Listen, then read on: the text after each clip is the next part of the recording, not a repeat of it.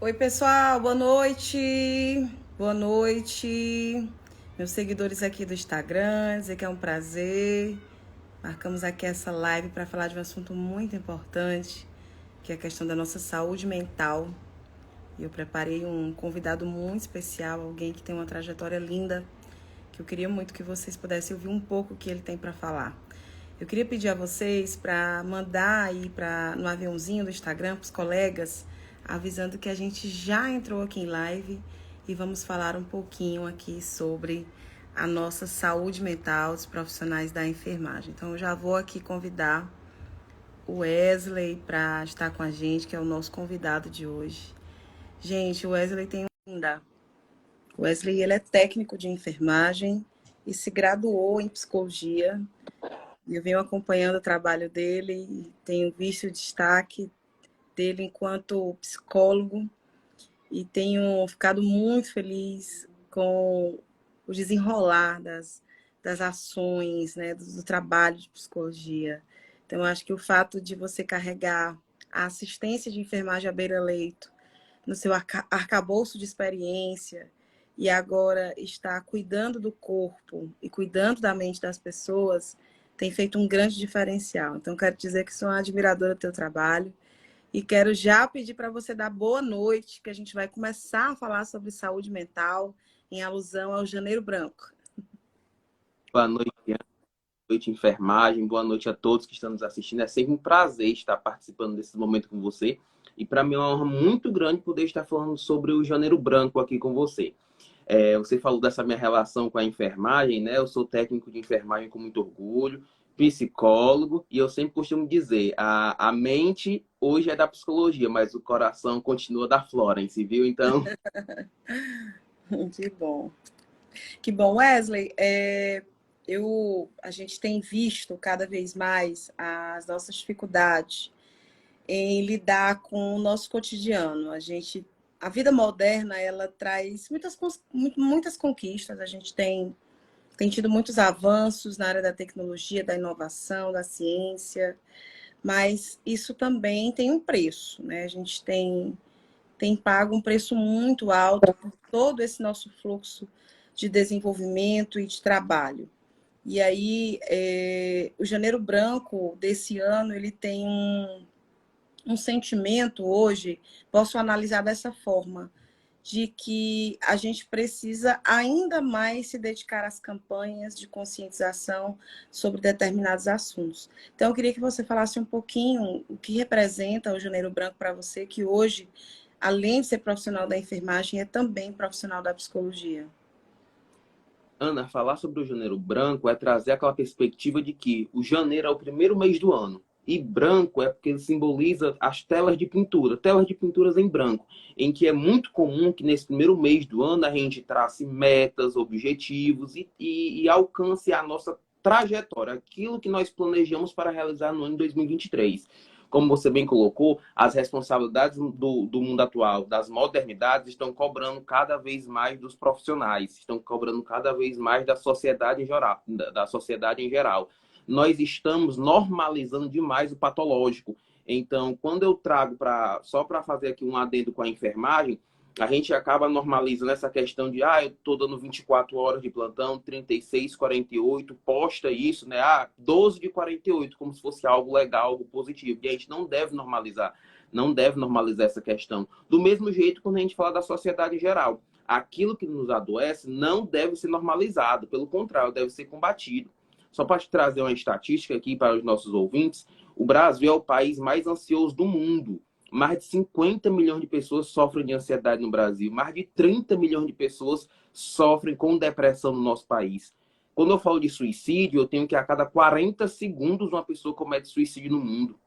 Aqui no nosso estado, recentemente foi publicado uma matéria do Instituto Dr. José Frota, do Frotão, né, o conhecido como Frotão, que os suicídios superaram, inclusive, as taxas de acidente de moto no IJF. Então, é urgentemente necessário falarmos sobre saúde mental que trabalhar urgentemente por políticas públicas de melhoria para essa questão. Porque nós já temos o mês de janeiro branco, temos o mês do setembro amarelo, mas falta política pública que de fato olhe para o centro de atenção psicossocial, políticas públicas que de fato olhe para a pessoa com transtorno mental. E abolir a história de que a pessoa portadora de transtorno mental tem que ficar regressa, guardada, fechada em um espaço. Pelo contrário, ela tem que receber tratamento médico, de enfermagem, psicológico, um terapeuta ocupacional e ser reinserido urgentemente na sociedade.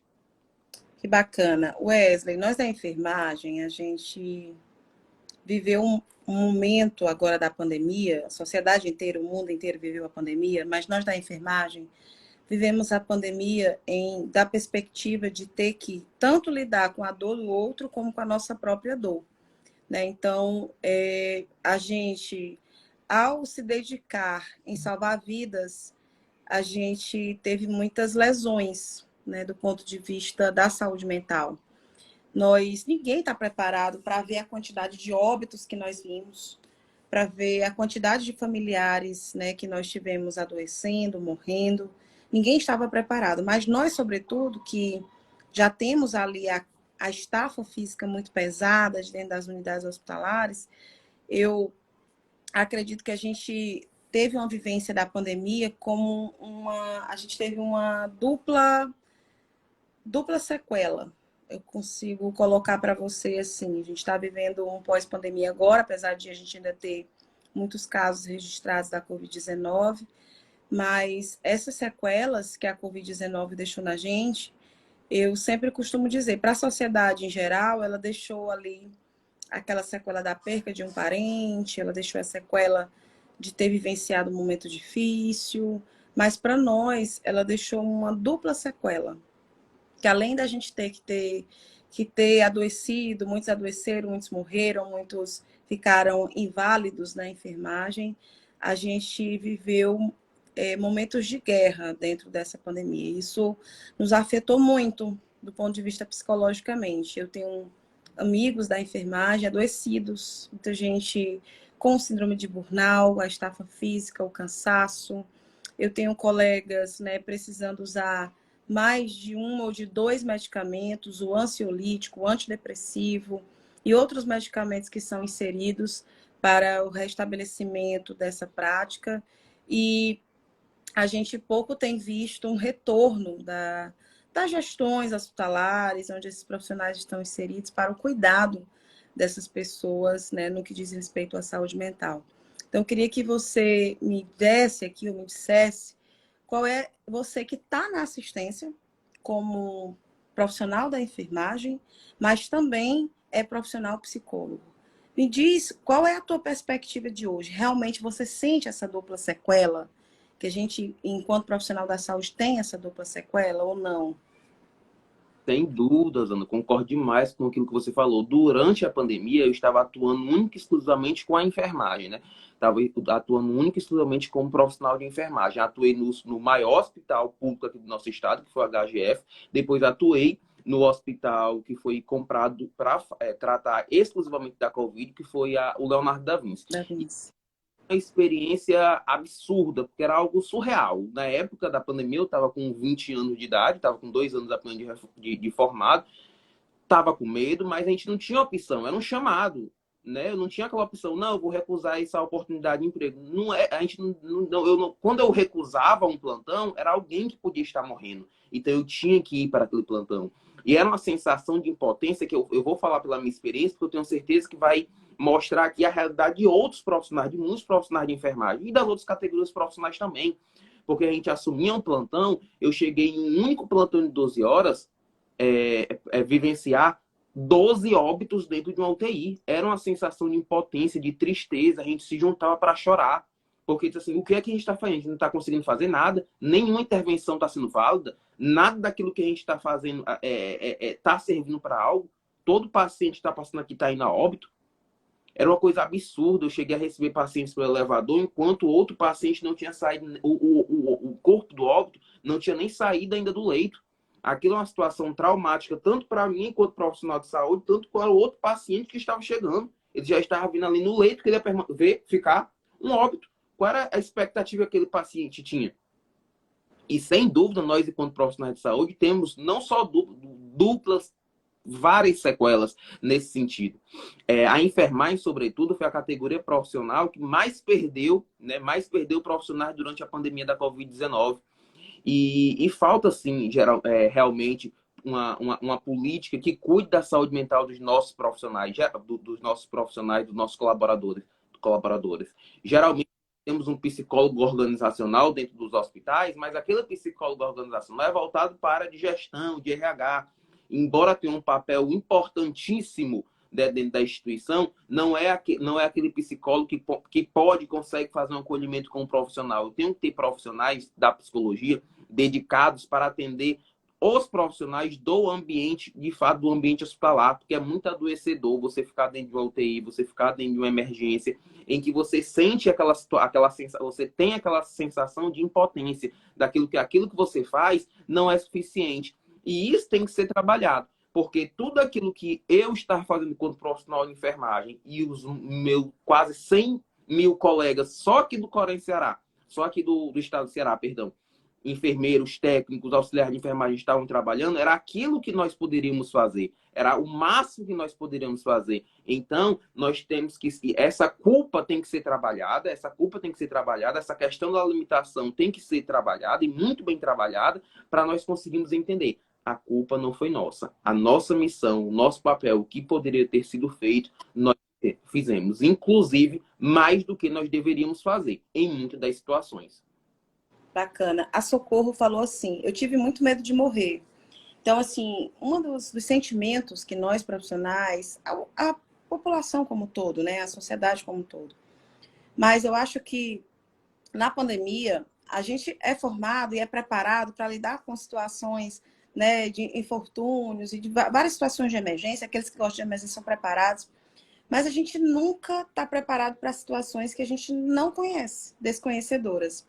E a Covid, ela veio com essa situação que a gente desconhecia totalmente o que era que estava vindo. E a gente teve muito medo da morte. Nós, no berço de todo o contexto de conhecimento que nós recebemos nas faculdades, né, do que é o vírus, do que é o RNA mensageiro, qual é o tipo de equipamento de proteção individual que nós usamos para os aerossóis, para as gotículas, e a gente teve muito medo de morrer. Eu, por exemplo, passava o dia fiscalizando as instituições por conta dos EPIs, e à noite eu chegava em casa sentindo todos os sintomas da Covid. Então, o meu psicológico ele era muito afetado. Então, passava o dia visitando, me isolei da família para poder fazer as fiscalizações que eram necessárias fazer e a cobrança dos equipamentos de proteção individual que eram necessários, mas à noite eu disse, hoje eu vou morrer, né? Então, eu sentia falta de ar, eu sentia até a febre, eu sentia, porque na minha cabeça o medo da morte era muito latente por toda aquela situação desconhecedora que nós tínhamos. Então, foi momentos bem difíceis. Mas uma coisa que me chama muito a atenção nesse pós-pandemia é a quantidade, né, a estatística, a quantidade elevada, né, de números de casos de profissionais com síndrome de burnout.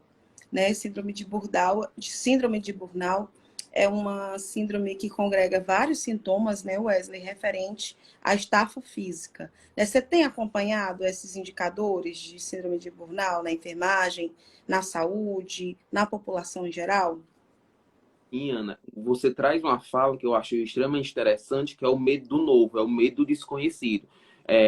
Dentro da UTI, eu, quando na minha atuação enquanto, né, da enfermagem, sempre atuei na saúde mental e dentro das unidades de terapia intensiva. A gente era acostumado a tratar um paciente com tuberculose, mas, embora fosse uma doença transmissível, mas eu sabia exatamente qual EPI utilizar, como utilizar para me proteger. Então, eu entrava no meu plantão, passava 12 horas cuidando daquele paciente e sabia que não corria perigo nenhum. Tratava paciente com KPC, com bactérias multiresistentes, com qualquer que fosse a leva de bactérias, e sabia exatamente como me proteger.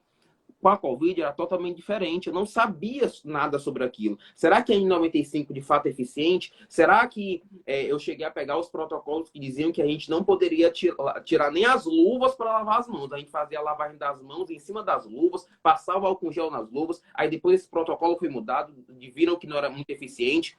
disseram que a Face Shield, né, que era aquele aparelho de proteção, era obrigatório e, ao mesmo tempo, a gente não aguentava ficar 12 horas com aquele aparelho de proteção individual. Eu tinha colegas, né, de um pouco mais de idade que, como não poderiam ficar entrando e saindo para fazer o uso dos banheiros nas UTIs, passavam 6 horas usando fralda, faziam suas necessidades em fralda, que era para não sair do plantão, né, para ir ao banheiro, porque quando voltasse tinha que usar novos EPIs. E como nós estamos Novamente, né? falta de EPI, a gente não podia estar fazendo essa troca assim. Então as pessoas chegaram a utilizar até fralda. E Ana, quando você fala dessa questão da síndrome de burnout, são números assim extremamente absurdos. Eu fiz recentemente, acredito que em 15 dias, a 20 dias atrás, uma palestra lá na sede do Corém, que falava sobre a burnout com os profissionais da enfermagem. Não somente os profissionais da enfermagem, mas com os profissionais da saúde de maneira geral. Mas por que isso é tão presente na enfermagem? Agora dá até para a gente fazer um paralelo com a questão do piso salarial. Porque muitas das vezes eu tenho colegas de outras categorias profissionais e nós não estamos desmerecendo de maneira nenhuma que recebem os seus grandes salários porque merecem aquele salário mesmo. E a gente defende que todos os profissionais de saúde tenham uma boa remuneração. E por muitas das vezes tem 2, 3 vínculos por opção, porque querem ter um maior padrão ainda. A enfermagem, quando ela escolhe, ela decide ter 2 ou 3 vínculos, não é por opção. Ela não tem opção, porque só um vínculo, um técnico de enfermagem com um emprego, ele ganha um salário mínimo. É inviável, não tem como sustentar uma casa, não tem como sustentar uma família ganhando um salário mínimo. Então eu tenho que, por muitas vezes, ter 2 vínculos. Eu tenho colegas que trabalham, eu quando trabalhava na escala 12 por 36. Eu tenho alguns colegas que trabalham na escala 36 por 12. Trabalham 36 horas seguidas de plantão e folgam 12 horas. 12 horas depois de 36 horas trabalhadas não é folga, é para de fato dormir ali. Ele dormindo. Aquilo é tão perigoso que até o fato de você sair de 36 horas de plantão e ir para fazer o percurso para sua casa, você corre o risco de se acidentar, envolvendo um acidente de trânsito, se você for dirigindo, dentre outras situações. Essa sensação de estafa, esse sentimento que você carrega devido à síndrome de burnout é extremamente presente. E por muitas das vezes, mesmo sendo diagnosticado com a síndrome, o profissional não consegue se afastar. Porque ele se afastar, quem vai dar suporte para a família dele? Quem é que vai cuidar? Quem vai arcar com a responsabilidade que ele arca trabalhando por muitas das vezes 88 horas semanais? Quem é que vai arcar com essa responsabilidade? E por muitas das vezes, como eu iniciei falando, tá tão normalizado os sintomas de estresse. Você vê um profissional de enfermagem hoje extremamente estressado, mas é normal. Não, não é normal. Você vê ele chateado, ele implora para ir para o repouso, ele briga para ir no primeiro horário, porque ele está ali se sacrificando para tentar descansar. E a gente está normalizando essa questão. E isso não deveria ser normalizado. Mas de tanto estar sendo normalizado, que quando eu vejo algo patológico, é de fato quando chega no extremo. Como nós vimos ano passado, no caso do enfermeiro que colocou em um grupo de WhatsApp, dizendo: eu não suporto mais esse plantão, não suporto mais desse plantão. E não pelo descontentamento com a profissão, pela enfermagem que ela escolheu, com muito louvor para cursar durante a sua graduação e ajudar o próximo durante a assistência, mas sim porque ela estava extremamente sobrecarregada e ela foi ao plantão e cometeu o suicídio. Então, a gente infelizmente só está percebendo os grandes efeitos das síndromes, das doenças mentais, agora no nosso século, quando chega nos finalmente. Nós temos urgentemente que trabalhar para que não chegue aonde estão chegando. Chegue aonde eu consiga evitar, que eu consiga ajudar e acolher esse profissional que cuida de tanta gente. Sabe, Wesley, eu vou confidencializar aqui para você, para quem está nos acompanhando, essa dificuldade que a gente tem de entender qual é o momento da gente parar, né? Então eu vou contextualizar para vocês uma situação minha, pessoal. Todo mundo que me acompanha aqui sabe da dedicação que eu tenho no trabalho, né? Então eu me dedico bastante. E eu ocupo 2 posições que exigem muito do meu raciocínio, do meu trabalho. Eu chego a trabalhar 7 dias por semana, mais do que 12 horas estudando, montando teses, argumentações, né?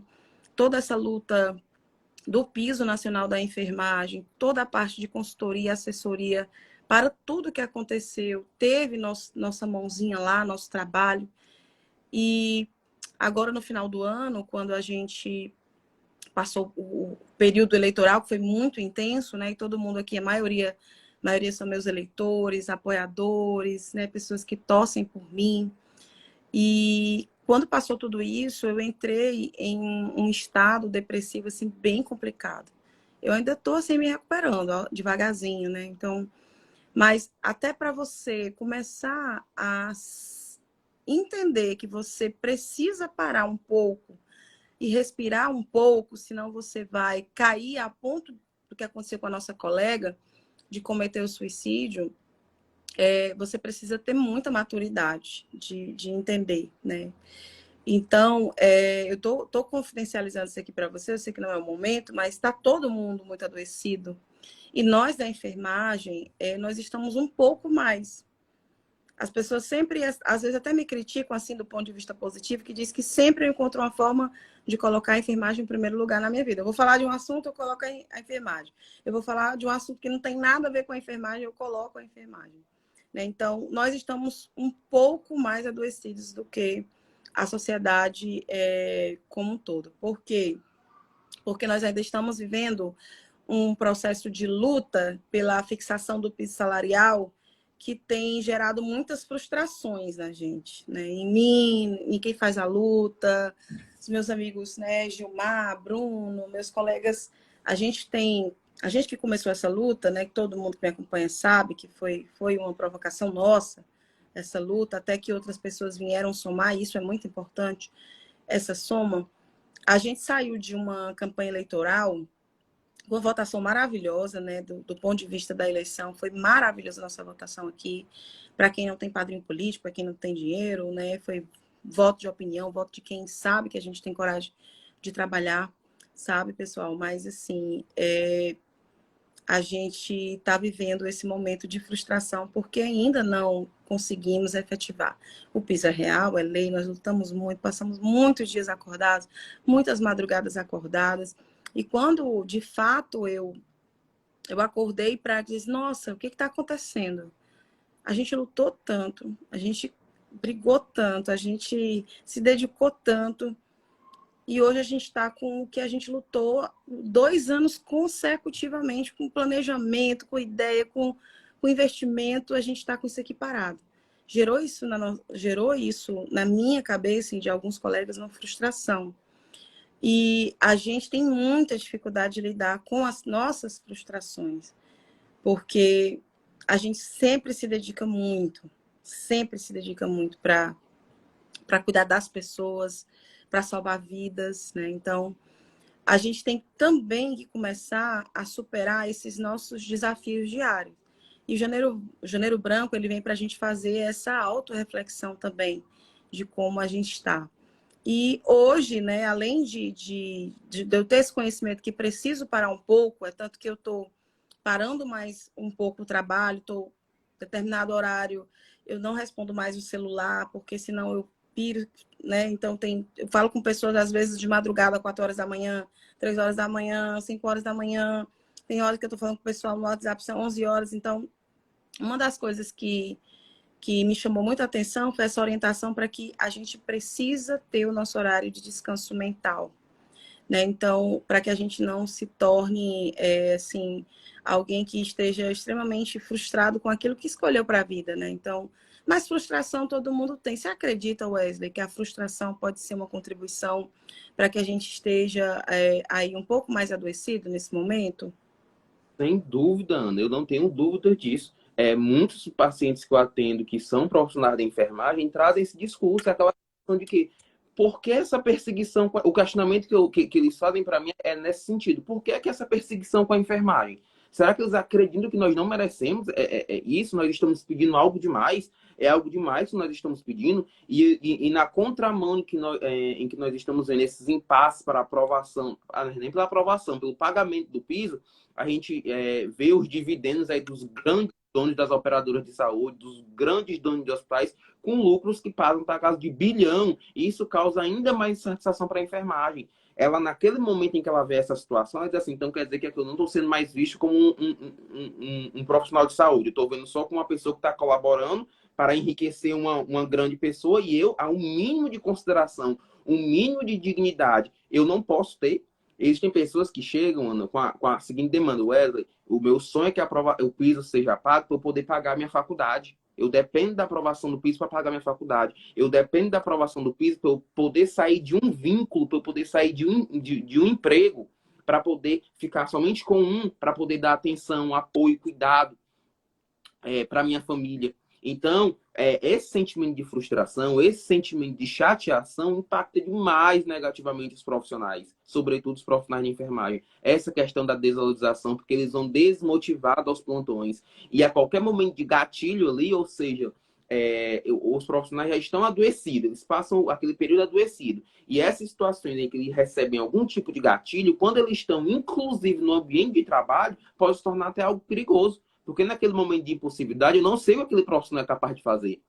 Não por ser desequilibrado, não por ser despreparado. Não, muito pelo contrário. É porque o profissional está desesperado, clamando por ajuda, clamando por reconhecimento, por valorização, suplicando que alguém olhe para a saúde mental. Alguém me ajuda, eu estou cansado, eu não tenho mais o que fazer, não tenho mais estrutura, eu não consigo mais só, eu não consigo mais ficar só. Alguém precisa me ajudar. É mais ou menos nesse sentido que os profissionais de enfermagem estão, os profissionais de saúde estão desesperados, clamando por valorização, clamando por respeito. E quando eles veem essa desdenha por parte de determinadas pessoas, por determinados grupos, esse sentimento de frustração fala muito alto. E isso reflete diretamente na saúde mental e no comportamento dos nossos profissionais. Que bacana. Wesley, eu estou encantada com a nossa conversa, né? Quero mandar um beijo para o seu Leandro, da JF Serviços Educacionais, está aqui com a gente na nossa live acompanhando. Eu estou vendo a Lenita, estou vendo muitos amigos, a Thelma que sempre acompanha o nosso trabalho, está por aqui também. Quero agradecer a vocês que não desistem da gente, né? Então, nós não podemos desistir de vocês.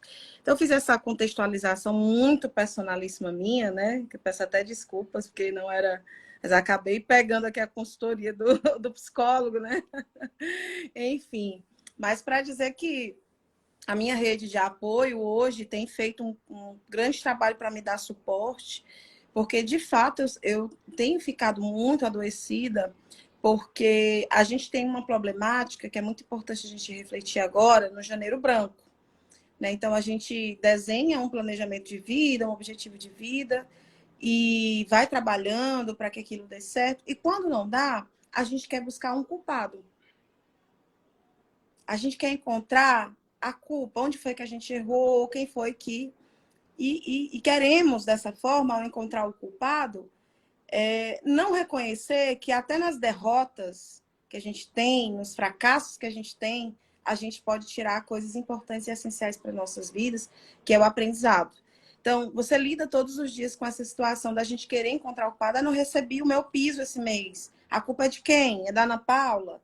A culpa é do Corém? Né? Então, na enfermagem, a gente vê muito assim, as pessoas quererem encontrar um culpado para tudo isso que nós estamos vivendo nesse momento, de frustração porque a gente ainda não conseguiu implantar o piso, de sofrimento mental porque a gente vem saindo de uma pandemia, de um sofrimento mental exaustivo, de uma luta de 2 anos seguidos, de uma estafa física e mental de 2 anos seguidos para conquistar um objetivo de ter reconhecimento e valorização profissional, e simplesmente a gente está um pouco frustrado. Mas eu queria que você falasse um pouco desse sentimento que a gente tem de querer encontrar o culpado ou de se culpar por alguma coisa que não deu certo na nossa vida. Paulo, eu recebo muitos pacientes com essa demanda sobre essa questão de eu faço meus planejamentos, eu vou lá e tento procurar e achar um culpado. Pode ser um pouco duro aquilo que eu vou falar agora, mas quando eu vou lá e tento procurar um culpado e eu atribuo a culpa para outra pessoa, é porque é muito mais fácil eu falar isso. É muito mais tranquilo eu vou lá e procurar atribuir culpa. Não, a culpa é do fulano, a culpa é do cicrano, a culpa é do beltrano. A culpa nunca será... Será que a culpa nunca é do autor? Será que eu não tenho um papel importante nessa tomada de decisão? Será que eu não posso estar fazendo algo a mais para colaborar? Será que eu não podia estar fazendo algo para tentar ressignificar essa situação?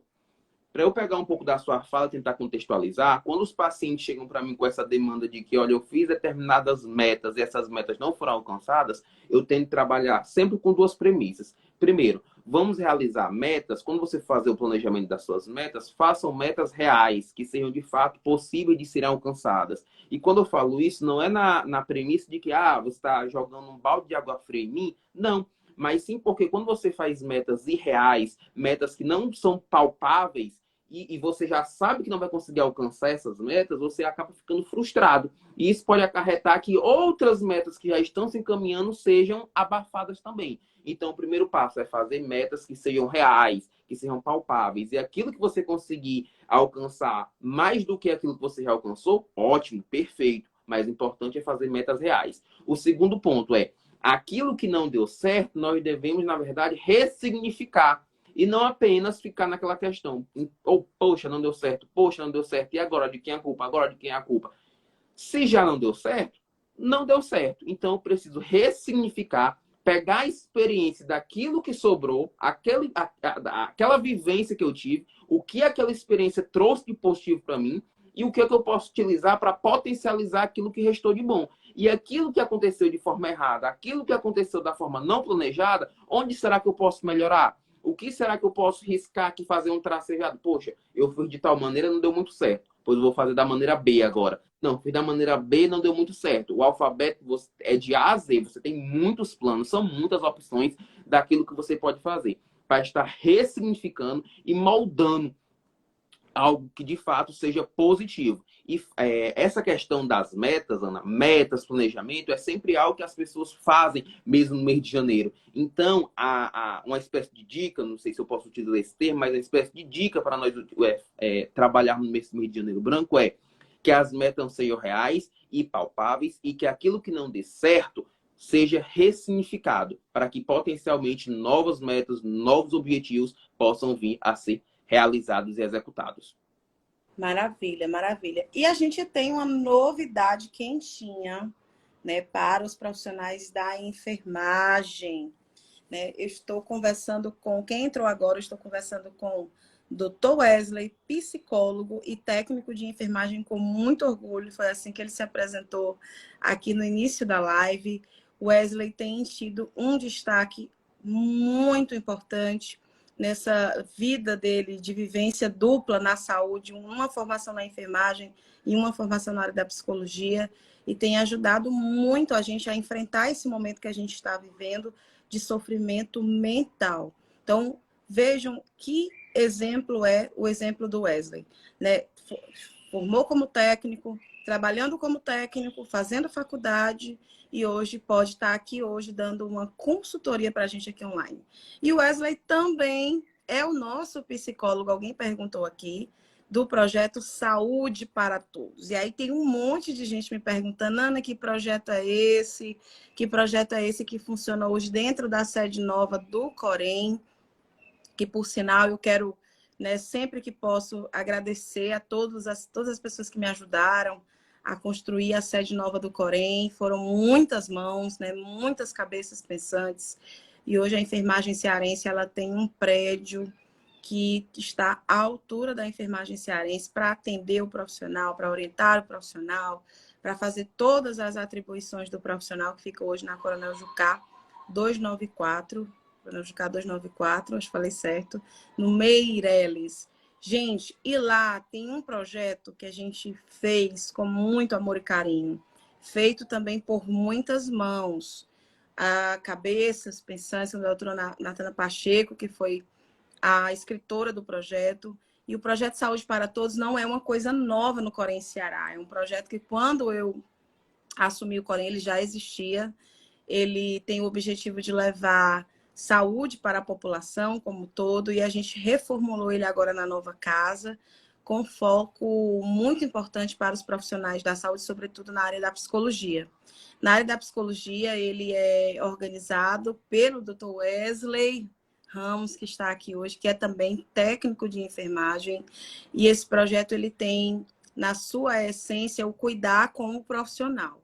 Então, a gente já está com atendimento, o Wesley já está fazendo atendimento online e presencial dentro da sede do Corém Ceará, e você que é profissional da enfermagem, você pode já acessar o site para marcar a sua consulta, a sua avaliação.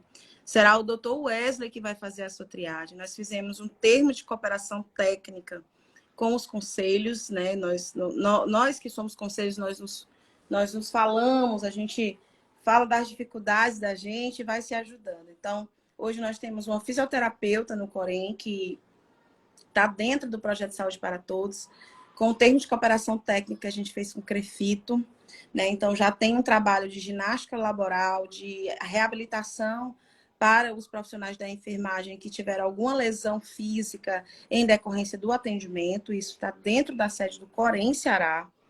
É o primeiro Corém do Brasil a implantar esse tipo de trabalho, né? Então, a gente tem que ter muito orgulho disso, sim. Né? Então, eu já tenho profissionais se reabilitando de lesões que tiveram por conta do exercício profissional dentro da sede do Corém. Já temos profissionais, né, sendo acompanhadas pelo Dr. Wesley Ramos, que é psicólogo e é técnico de enfermagem também. Já temos consulta de enfermagem sendo desenvolvida dentro do Conselho Regional de Enfermagem pela coordenadora do projeto, que é a doutora Verônica Gugel, que faz diariamente consultas de enfermagem, atende a população que precise de alguma orientação e também faz toda a consultoria, que foi, inclusive, treinada aqui por mim, os vários colegas, para dar consultoria para aqueles colegas que desejam abrir o seu consultório de enfermagem. Dentro do Projeto Saúde para Todos, nós temos um modelo de consultório de enfermagem que foi doado por mim, enfermeira Ana Paula, com maca, com todos os utensílios que são necessários e ferramentas que são necessárias para o exercício da consulta de enfermagem ginecológica e outra consulta de enfermagem. E a gente ensina os profissionais da enfermagem, enfermeiros, que desejam montar os seus consultórios, com todos os protocolos e tiramos todas as dúvidas desses profissionais. Mas o destaque maior desse projeto é, sem dúvida, o trabalho do Wesley Ramos, que é psicólogo hoje e que tem contribuído muito, já tem ajudado muito a gente, já tem resgatado as pessoas, a autoestima dos profissionais, né? Já desde o início do ano que já tem feito esse trabalho. E eu sou muito, muito, muito grata a você, Wesley, pelo que você está fazendo. Você é colaborador do Corém Ceará porque você é técnico e você, por ser técnico, você, com o seu trabalho de técnico, você conseguiu se formar em psicologia e agora você está retribuindo o seu conhecimento em psicologia para os seus amigos técnicos de enfermagem, seus amigos enfermeiros. Isso não tem preço. Isso tem um valor para a gente que você não imagina o tamanho desse valor, do que isso representa para a gente aqui do Ceará. Eu ser cuidada por você. Muitas vezes te ligar e dizer, Wesley, eu estou assim, eu estou ruim, como é que eu faço? E você já de prontidão, já está ali, né, pronto. E outra coisa, Wesley, eu te sigo no Instagram e hoje mais cedo você publicou um vídeo assim. Eu estou aqui, eu vou te fazer essa pergunta agora, do vídeo que você publicou mais cedo. Eu estou aqui em um local que muitas pessoas acham que não tem nada a ver com a questão mental ou psicológica das pessoas. Mas eu estou aqui para explicar que tem tudo a ver. Não sei se foi assim que você falou, mas foi mais ou menos assim. Eu estou na academia e você foi explicar a correlação da sua saúde, do que a educação física, do que a atividade física, ela representa para a nossa saúde mental. E aí eu queria que você falasse um pouquinho mais para quem está com a gente aqui. Ana, antes de eu responder especificamente a sua pergunta, eu queria só fazer um paralelo. Primeiro, agradecer as suas palavras e dizer que é uma honra demais. Eu me sinto extremamente honrado em ser psicólogo desse projeto maravilhoso. E antes de falar um pouquinho do projeto, eu queria falar um pouquinho sobre a nova casa do Corém Ceará. Eu não sei se todo mundo já teve a oportunidade de conhecer, mas é assim um prédio espetacular, extremamente lindo e que de fato está à altura da enfermagem cearense, né? A enfermagem cearense merece um prédio daquele tamanho, daquela qualidade, para ser recebido e acolhido com dignidade e com apoio. E é algo fantástico. Lá no Corém, a gente está fazendo algo que é mais ou menos o seguinte: enquanto os profissionais chegam para serem acolhidos, né, para resolver as suas demandas profissionais, eles recebem um acolhimento com a fisioterapeuta, por mim, com a ouvidora, com os conselheiros que abordam o profissional ali diretamente na sala de espera, faz um tira-dúvida, sorteio, entrega de brindes, eles estão simplesmente se sentindo acolhidos. É isso que o Corém mesmo quer proporcionar para os profissionais, que eles se sintam acolhidos, não olharem o Corém como, ai meu Deus, é o conselho, é algo para me assustar, para me dar medo. Perspectiva. O Corém mesmo é para ser a casa dos profissionais de enfermagem, é para acolher os profissionais de enfermagem, para eles se sentirem ali guardados. Não, ali naquele prédio gigantesco de 8 andares tem uma galera inteira que está ali lutando 11. 11 andares. 11. por que a gente se perde. Então, eu lembro que eu estava na inauguração e você fez uma fala que eu achei fantástica. Foi uma pessoa que chegou lá e falou assim: é, qual é o andar aqui que é o do Corém? É o primeiro, o segundo ou o terceiro? Não, não é o primeiro, nem o segundo, nem o terceiro. São os 11 andares são da enfermagem cearense. Então, isso é fruto dessa gestão. Meus parabéns a você e para todas as pessoas que fazem a gestão com tanto amor, com tanto empenho, com tanto carinho. Falando um pouquinho agora sobre essa questão do vídeo, é exatamente dessa premissa. Eu fiz um vídeo mais cedo que falava da relação da saúde mental com o exercício físico, que eu estava lá na academia. Tem uma coisa que eu sempre brinco, que eu vejo a sua energia, como você fala que faz, essas atividades todas e tal, e quando dá 5h30 da manhã, 5 horas da manhã que eu vou lá, quando eu abro meu story, tá lá na Paula. O treino já foi pago. Como é que ela ainda tira força para 5 horas da manhã estar dentro de uma academia? É muita força, é uma coragem, um foco, uma determinação absurda. Mas a relação do vídeo era o seguinte: a questão da atividade física, ela proporciona, quando você realiza atividade física, você consegue diminuir o seu nível de estresse, seu nível de ansiedade de maneira geral, melhora a sua aptidão física, tem um ganho de autoestima, e isso melhora, condiciona demais a estreita relação com a saúde mental. E o paralelo que eu estava fazendo era que não somente na academia a gente consegue ter esse ganho, mas em outras atividades físicas também, como, por exemplo, a questão da natação, a questão do ciclismo, a questão de uma corrida, a questão de uma caminhada, a questão daqueles exercícios mais aeróbicos, como eu sei que A você também... dança, né? Que é muito importante também. A dança também, exatamente. Wesley, quero mandar um beijo pro meu amigo vereador Lúcio Bruno, tá aqui com a gente na live. Ele também gosta de praticar atividade física, ó, tudo a ver com o que você está falando aqui. Agradecer ele pela presença aqui, um grande colega aqui de parlamento. Pode continuar. Então essa estreita relação não está intimamente ligada só à academia e saúde mental, é academia e atividade física, exercício físico. Porque o bem de você realizar alguma atividade física não está ligado ao exercício A ou ao exercício B, e sim ao fato de que você está se sentindo bem em algo que você está realizando, você está reservando um tempo do seu precioso dia, das suas preciosas 24 horas, para realizar uma atividade que te faz bem e te causa um bem-estar, que te dá uma sensação de bem-estar. Então, essa é a pegada, a intimidade entre o exercício físico e a saúde mental. E não necessariamente o exercício A ou o exercício B. Toda e qualquer atividade física que seja feita com foco, determinação e de forma regular é muito bem-vinda. O importante é não ficar parado. E outra coisa importante, Wesley, para a gente que está vivendo o Janeiro Branco, né? Esse é o tema da nossa live hoje. E eu vou ter uma live ainda, essa semana não dá mais não, mas na próxima semana eu vou falar da MP do piso, tá? Com o doutor Daniel Menezes, a gente já está trabalhando aí para marcar a data.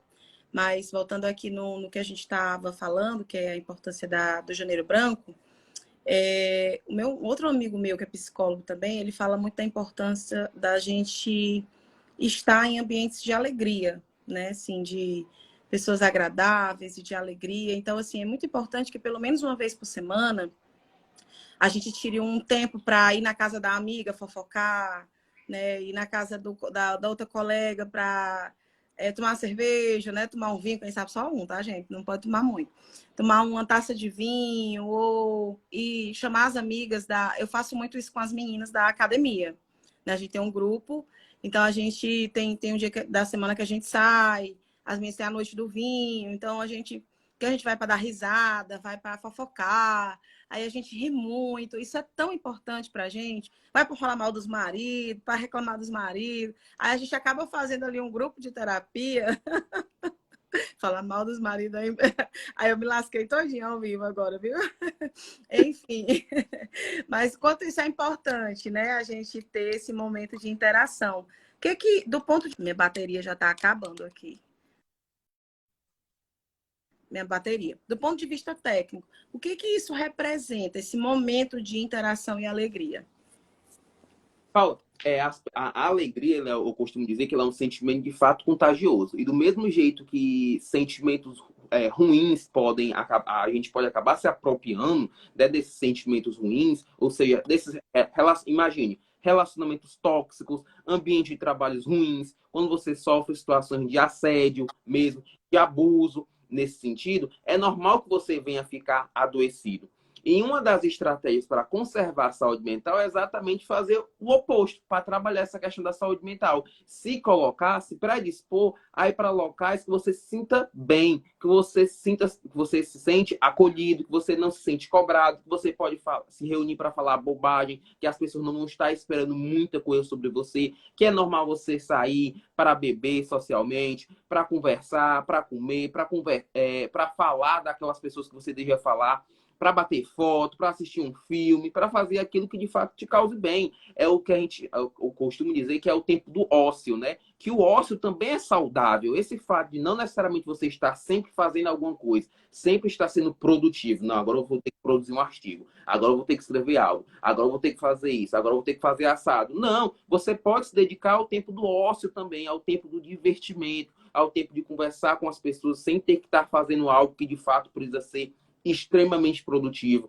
O fato de você estar ali assistindo uma série que você desejou, assistir um filme que foi lançamento e você está tendo tempo de assistir agora. Então, essa química, essa neurobiologia da alegria que é lançada nesses encontros é contagiosa, é altamente contagiosa. Então, quando você está ao redor de pessoas que têm um ânimo bacana, que têm um astral muito bacana, você acaba se contaminando também com essa alegria. Por isso que é muito bom essa pegada. Então, sempre que possível, é bom estar inserido nesses espaços que nos causam uma sensação de bem-estar. Nossa, Wesley, eu estou encantada. Eu já era sua fã. Com a live de hoje, eu fiquei 2 vezes mais fã, 3 vezes mais fã do seu trabalho e do quanto você cresceu profissionalmente. Eu estou muito orgulhosa de você não tem ideia. Você hoje, sim, representa um orgulho para nós da enfermagem. Ver o seu crescimento pessoal e profissional tem sido muito, muito gratificante para mim, que já venho te acompanhando há alguns dias, tá? Então, fica com o meu abraço, fica com o meu reconhecimento, fica com o meu orgulho de ter você próximo da gente, ajudando a gente em alguns projetos importantes, como Saúde para Todos do Corém, Ceará. E eu queria que você deixasse um recado para quem está acompanhando o doutor Wesley Ramos, psicólogo, um pouquinho, e depois um beijão e um abraço para aqueles que estão acompanhando o profissional da saúde e técnico de enfermagem com orgulho, Wesley.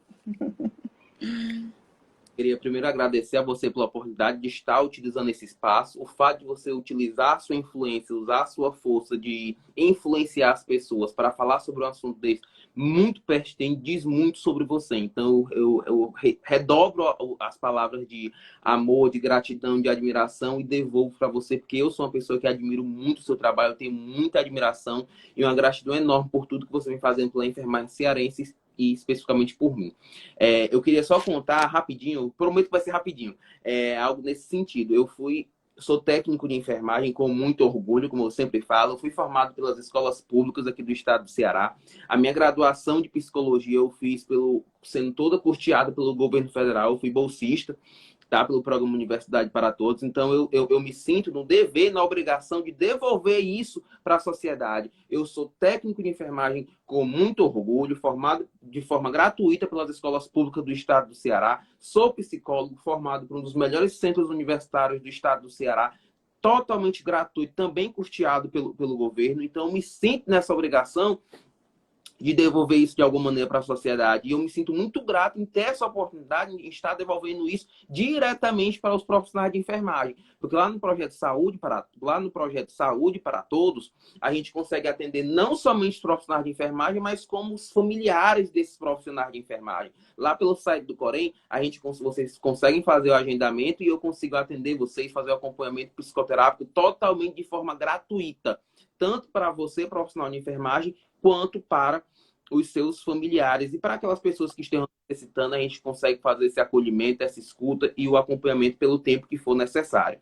Tá? Então, a minha mensagem de 2023 é que eu desejo para você, Ana, um ano cheio de muitas lutas, de muitas batalhas, mas isso você já tem todos os anos. Esse ano eu quero ir mais que seja um ano batalhas e batalhas vitoriosas, que daqui a pouco eu possa estar entrando numa live com você, mas comemorando assim, Ana Paula, o Pix do PIS entrou, viu? Deus quiser. mas suas lutas são sempre todas importantes. Admiro você bastante pelo seu trabalho, que você atua como vereadora de Fortaleza, e a maneira como você faz, você se auto-intitula como uma oposição inteligente. E isso é fantástico, porque mesmo você sendo situação, por muitas das vezes você se posiciona de acordo com a sua consciência e sempre em favor dos seus eleitores. Você não esquece, não, agora passou os 4 anos, agora eu vou lutar ali de acordo com as minhas próprias premissas. Não, eu vi que agora há pouco você fez uma série de vídeos fazendo uma espécie de plebiscito ali no seu history, né? Como eu devo votar, como eu devo me posicionar, e isso é muito bacana. A participação traz para o seu mandato. Por isso que a Ana Paula é tão do povo e é tão querida. Então eu expresso agora os meus votos para todos que estão nos assistindo de um feliz 2023, que seja um ano cheio de realizações, de grandes e boas conquistas, que nós possamos em breve estar comemorando mais e mais avanços para a enfermagem, não somente a questão do piso salarial, mas sim a questão do piso, do repouso digno, da educação permanente e de várias outras vitórias que eu tenho certeza que a enfermagem merece e vai alcançar nesse ano de 2023. Um forte abraço para todos que acompanharam. Muito obrigado por estarem conosco até agora. E um grande beijo, Ana. E muito obrigado pelo convite. Eu que agradeço. Para aqueles que estiverem precisando de ajuda, nós estamos à disposição através do Projeto Saúde para Todos, através do site do Corém, ou se preferir, buscar pessoalmente no Instagram do Wesley Ramos aqui. Ele está sempre disponível e nesse ano ele está mais do que tudo disponível para que a gente possa avançar nas nossas lutas. Então, são metas reais, né? Como foi que você falou para mim, que a gente tem que ter metas... Metas reais e metas palpáveis, metas reais e palpáveis. A gente vai ressignificando e trazendo sempre o lado positivo. E se não conseguir, ressignifica. Exato. Já aprendi. Tô bem alinhadinha aqui, viu? Pois um beijo. Obrigada a todos. Vou deixar a live salva para você que não teve tempo de assistir poder compartilhar. Um grande abraço, boa noite. Excelente quinta-feira para todos aí, finalzinho de noite de quinta-feira e um excelente final de semana já. Um grande abraço.